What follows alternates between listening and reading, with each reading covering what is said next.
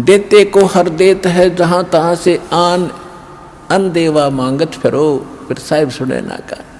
फिर काफी समय के बाद जब श्री कृष्ण जी उनके घर आए, तब द्रौपदी ने पूछा कि हे भगवान, आपने मेरी ऐसे कौन सा मेरा शुभ कर्म आगे अड़ गया जिससे आपने मेरी इज्जत रखी।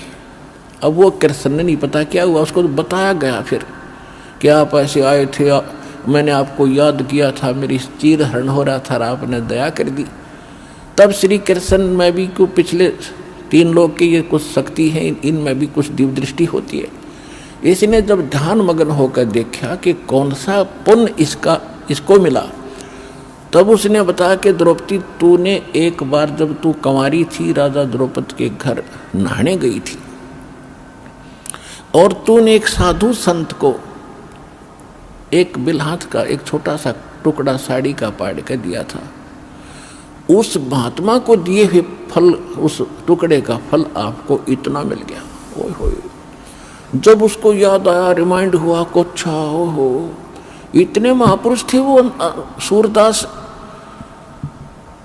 तो कहती है कि एक लीर माने छोटे से टुकड़े के कारण मेरे हो गए चीर अपार, और जब मैं पहले जानती कि ऐसे समर्थ है ये, तो सब कुछ देती वार कि उसको ना जाने के दान दे देती, उस महापुरुष को पता नहीं क्या समर्पण कर देती। तो पुण्यात्माओं, आज वो अवसर आ गया आपका, और जब ईब चूक गए, अब समर्पण होने का समय है मोक्ष प्राप्ति और यहाँ की सुख प्राप्ति के लिए। इसलिए आपको उदाहरण सुनाया।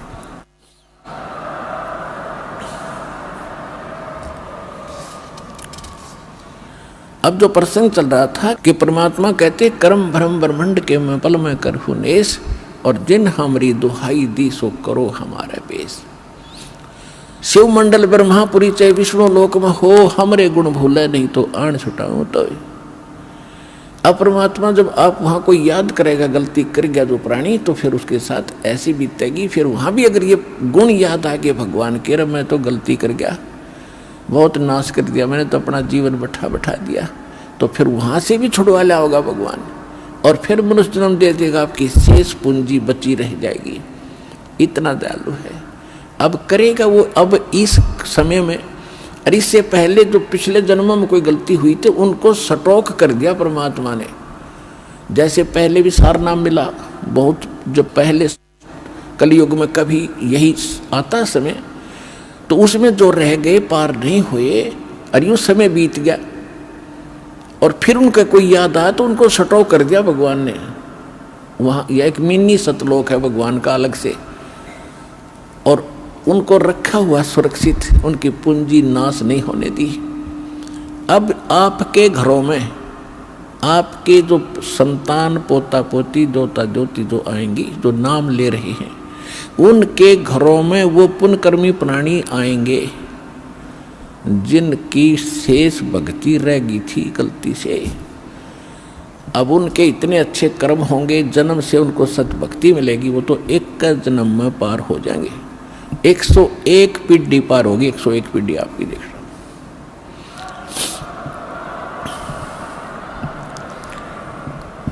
और 101 पीढ़ी पूरा होने में लगभग 1-2 हजार वर्ष अवश्य लगेंगे। तो 1-2 हजार वर्ष तक ये भक्ति चलेगी, ये मोक्ष होगा।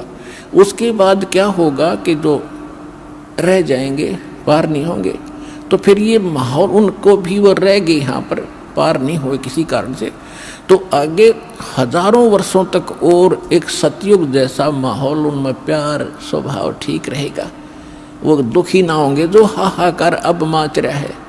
उनकी किस्मत का भगवान खूब समय पर वर्षा करेगा पृथ्वी पर, फिर पुनः सतयुग जैसे बढ़िया फलदार वृक्ष हो जाएंगे, फल सारा कुछ सुविधा देगा दाता, और सुखी रहेंगे। और जो तीसरी पीढ़ी, अंतिम जो पीढ़ी आएगी कलयुग की, वो भक्ति योग नहीं रहेंगे, वो तो कृतघ्नी हो जाएंगे, मांसाहारी हो जाएंगे, कोई व्यवहार ठीक नहीं रहेगा। अब तो व्यवहार तो तकरीबन अभी बिगड़ गया हमारा, लेकिन अब सेट होगा दोबारा। और फिर लास्ट वाली जो पिछली पीढ़ी लास्ट वाली होगी, उसमें भक्ति योग प्राणी नहीं रहेंगे, वो बिल्कुल नष्ट हो जाएगी।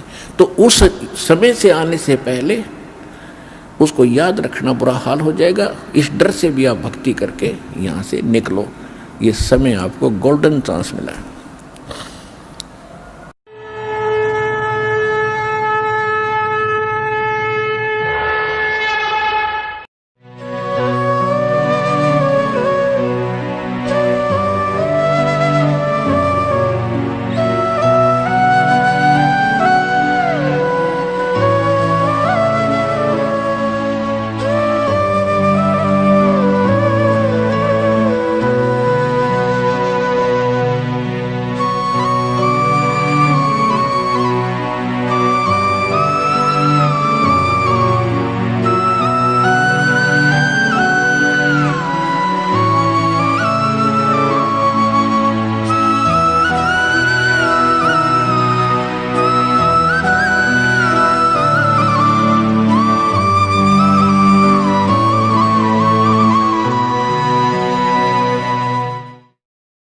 ऐसे और वीडियो देखने के लिए चैनल को सब्सक्राइब करें और वीडियो को ज़्यादा से ज़्यादा शेयर करें। और हाँ, वीडियो के बारे में अपनी महत्वपूर्ण राय हमें कमेंट बॉक्स में जरूर बताएं। धन्यवाद।